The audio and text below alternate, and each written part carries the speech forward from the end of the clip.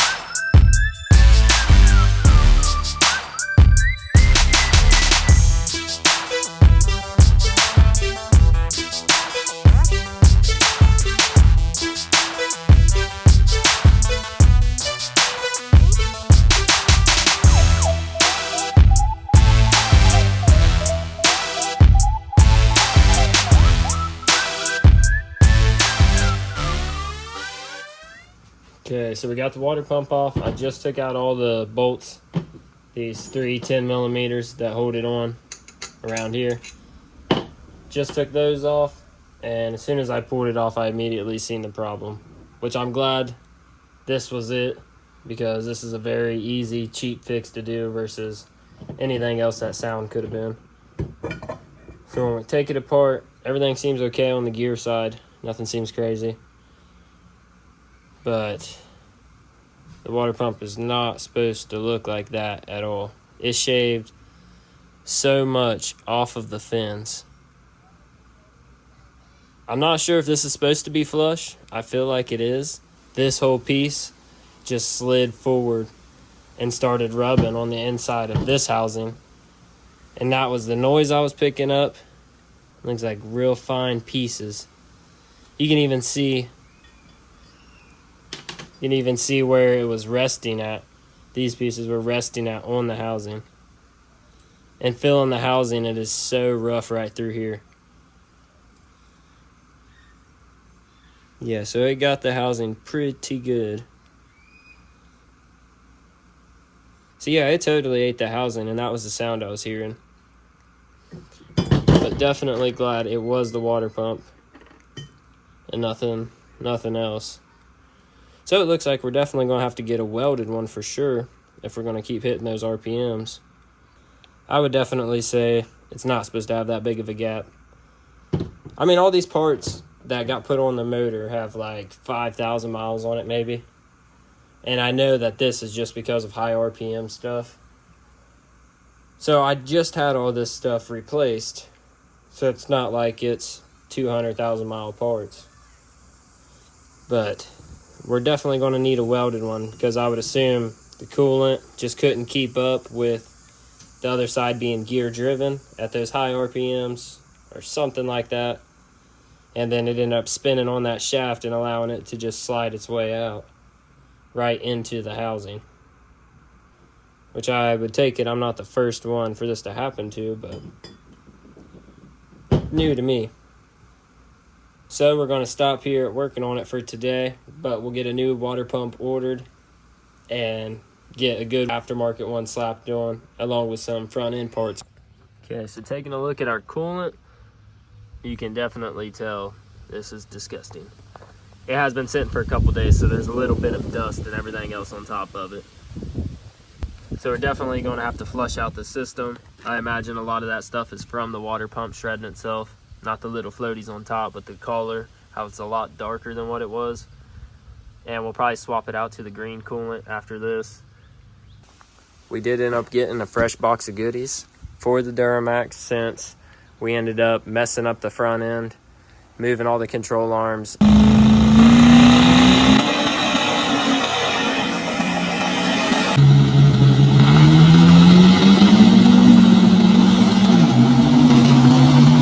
And screwing up the water pump.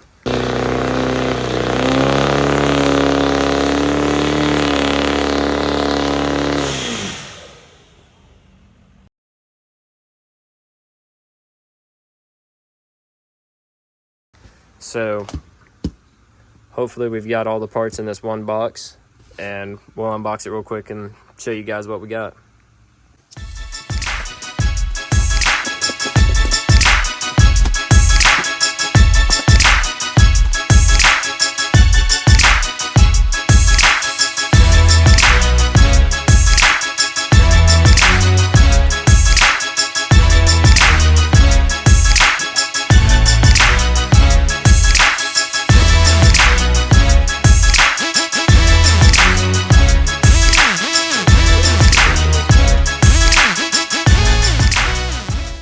As you guys can tell, this is our high RPM water pump.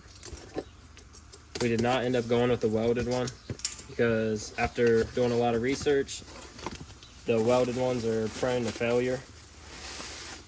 But apparently the one from DHD has all the hardware with it. Gaskets, O-rings, everything we should need for the water pump itself. And this kit actually comes with a bolt instead of using a stud behind the harmonic balancer, and apparently you will not have to remove the harmonic balancer anymore to be able to remove the water pump, which hopefully we shouldn't have to remove it ever again, but you never know. So the housing itself did get welded around here. I'm not sure if they're prone to failure from this piece coming off. And this water pump does work with LB7 or LLY, I believe is what it said. Yeah. And apparently their fit is just a lot better. And it says at extreme RPMs, the water pump will not separate from itself, kind of like mine did. And if you can see inside of this water pump, that piece is flush with the shaft. And unlike the one I have on the table, that is completely separated, like so, that is supposed to be flush, which I figured, considering the gap we had and how bad it was rubbing on the housing. But that just confirms.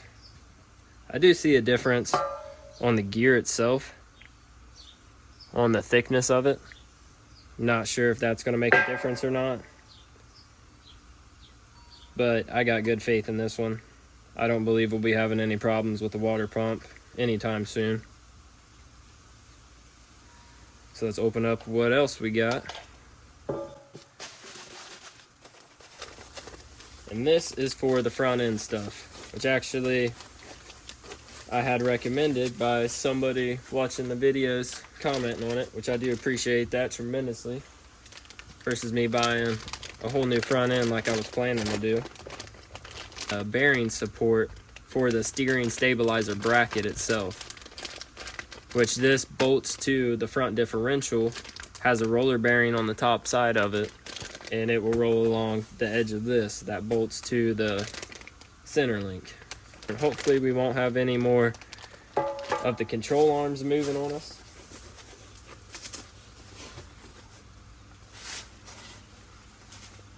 I tried to get all black pieces, but they were actually waiting on a black one of these and didn't know how long it would be, so I just ended up going with red.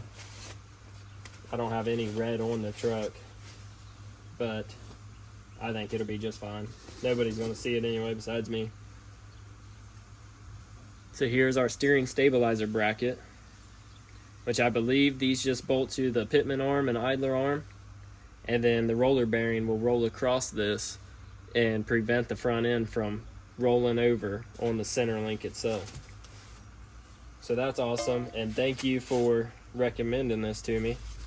We're going to put it to good use, see how well it works out. Honestly, the weight difference in this one compared to this one is a big difference, believe it or not. I'm not sure how much of a difference, but this one is definitely a lot heavier than what this one is. I did notice another difference by the weep hole on the factory water pump compared to the DHD one. The whole section's a lot different. So here's the weep hole on the original one, and then on the upgraded one, you can see the weep hole over here. All this is filled in compared to what this is. But before we start trying to put this in, I'm going to pull these studs out really quick and get them into the new housing, and then we should be good to start putting it together. But for now, I'm going to try to get the garden hose inside the coolant system as much as I can and try to wash out all the old coolant that we have, so then we can get this water pump on and fill it back up with some fresh coolant and hopefully not have any problems for a minute.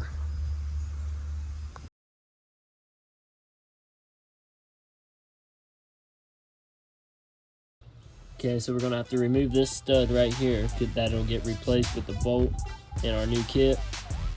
So I'm gonna get this one out of here really quick. This is the one behind the harmonic balancer. That's the wrong side socket.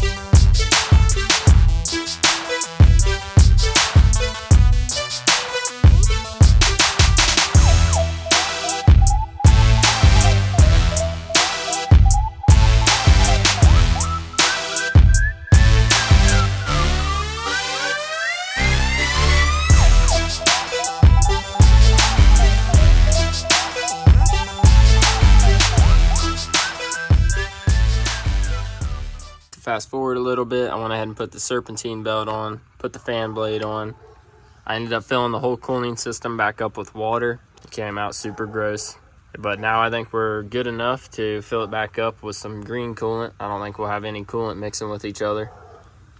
And we'll go ahead and get this shroud back on for the fan and get all the other pieces back on. And then we'll be able to take a look underneath and see what all we're gonna have to do to get this center link brace in.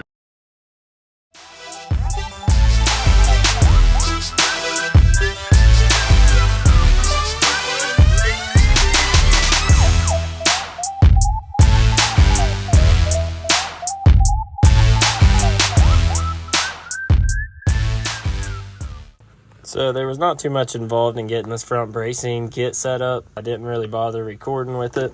And this is what it looks like when it's all said and done. It bolts here to the idler arm and then over here to the pitman arm. And I did mark them just because you don't use the pins anymore. You only use red Loctite. Made it quick reference for me to get down here and know that nothing's coming loose. So the roller bearing just bolts here to the tube on the front differential itself and rolls along the back side of this. And I was waiting to put it all on until after I got the truck aligned, since the whole front end was pretty much fully tweaked. I actually put a couple pictures up of what the alignment looked like whenever I towed it into my dad's shop, and then what he was able to get it to, and got it pretty well straightened up for me. But you know, the problems don't stop there. As I picked it up, we run into a whole nother mess of problems. So we just picked this thing up from the alignment shop. Big shout out to my dad for hooking me up with a good alignment and helping me with the front end bracing.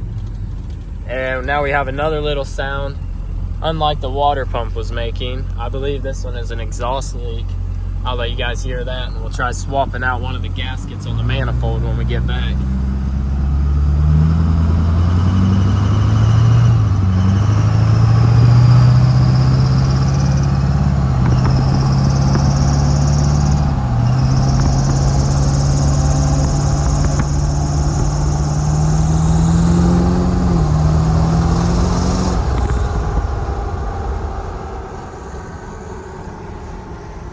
So as you can tell, it's a little squeaky. And from when we were looking at the heads, it looks like on the driver's side, right by the up pipe, it looks like the manifold might be leaking. So I'm gonna look when I get home, see if I have another manifold gasket, and if so, we'll go ahead and get that swapped out, or we'll go ahead and get another one ordered.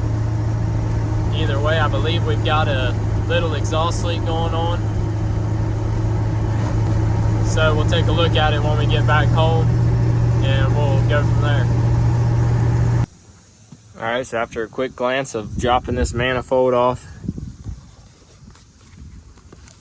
you can really tell back in here where the gasket was not sealing out. You can see a little bit on the head back here where it's all black. And that was a good indication for us to be able to tell that it does have an exhaust leak. And that was pretty much where the sound was coming from. All the other ones seemed fairly clean and looked like they were doing what they needed to do.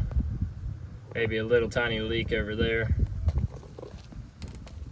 But for the most part, all of them are sealing besides this one for whatever reason.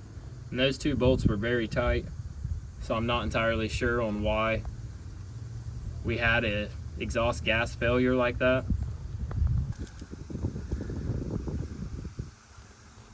So you can see this side does not look too bad. This is the side. You can really tell where it's been leaking right on by. Yeah, for whatever reason, it just completely blew out on that backside and was making that horrible squealing sound. Which is crazy, it happened pretty much at the same time. I would take it as the water pump failure and all that sound was going on. But I could not hear this little sound over top of what the water pump was sounding like. But I got a new gasket, so we'll get a new gasket slapped on it and hopefully not have this problem again. So we got our exhaust leak fixed, and as I was looking around, just checking out the back brakes, I looked in and noticed that my rotor's cracked. And it's not cracked all the way through, it's just this one whole side. Cracked all the way through one of the drilled holes in the drilled and slotted rotors. These things are not very old at all. They've had a little rough life, but not super old. And turns out both of them are cracked. Pretty much the same spots. I'm not sure entirely how that happened or why it happened. I'm not sure if it's trying to do those boosted launches, holding the brakes down so hard, but I would not see why a new set of brakes would fail like that. So the next thing we're gonna have to do is rip these back wheels off, pull the rotors back off, and get a new set of brakes ordered for it, new rotors, and then we should be good for some more burnouts again after that.